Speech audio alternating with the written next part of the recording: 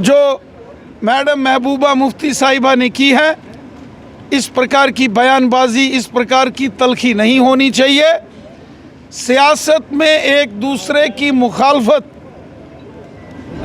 एजेंडे के ऊपर, मैनिफेस्टो के ऊपर, इलेक्शन प्रोग्राम के ऊपर हो सकती है। इलेक्शन में कहीं किसी के साथ किसी की दुश्मनी नहीं होती। एक ज़माना था कि जम्मू कश्मीर में जब कोalition सरकार थी तो उस कोalition सरकार का हिस्सा महबूबा मुफ्ती साहिबा भी थी। एक ज़माना था जब मरकज़ में वाजपेयी साहब प्राइम मिनिस्टर थे तो मोहतरम उमर अब्दुल्ला साहब हमारे मुल्क के फॉरेन मिनिस्टर थे। इसलिए पॉलिटिक्स के अंदर ज़रूर अपनी ज़ोर आजमाइश होनी चाहिए, इसमें कोई दो राय नहीं है। सबको अपनी जमात को जिताने के लिए कोशिश सब करते हैं, लेकिन दुश्मनी के कगार तक हमें नहीं पहुंचना चाहिए।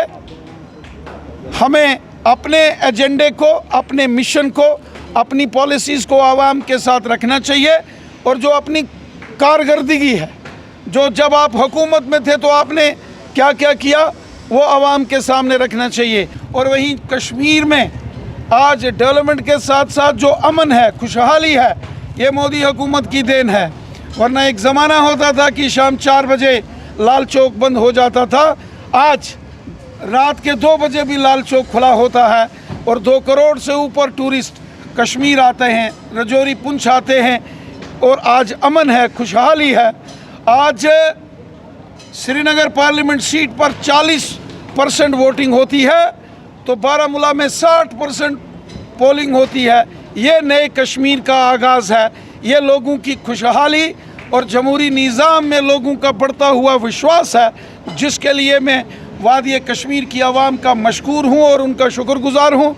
और मैं यकीन के साथ कहता हूँ कि यहाँ श्रीनगर पार्लियामेंट सीट पर 40% वोटिंग हुई है और बारामूला नॉर्थ कश्मीर में 60% वोटिंग का नया रिकॉर्ड बना है।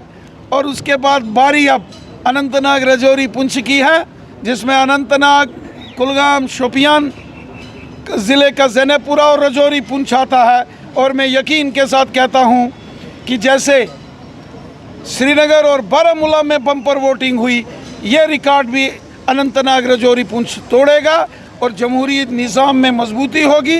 अमन, खुशहाली और डेवलपमेंट के लिए आवाम वोट डालें।